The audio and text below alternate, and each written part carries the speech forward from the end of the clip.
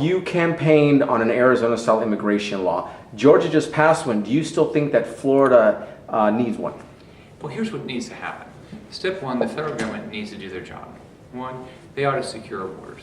They ought to come up with a national immigration policy that actually works. You know, something that's logical, that's fair.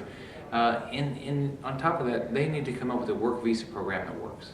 So people can come into our country, work, and go back home. That's the first thing that ought to happen.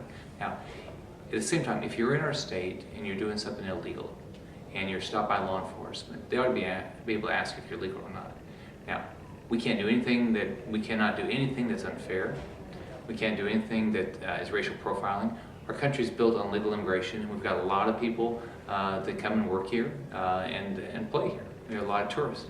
Now I've done E-Verify for people who work in my agencies, and I've done E-Verify for the people that do business with my agencies. But remember, the first thing is the federal government ought to do their job. So you're a proponent of a national E-Verify system and a state E-Verify system. It's got to be, but we got to come up with something that's fair. We've got to come up with something that makes sense. That's not going to impact.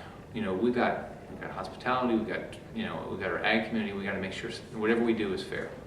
Now, how significant do you think the Hispanic vote is going to be in next year's electoral cycle?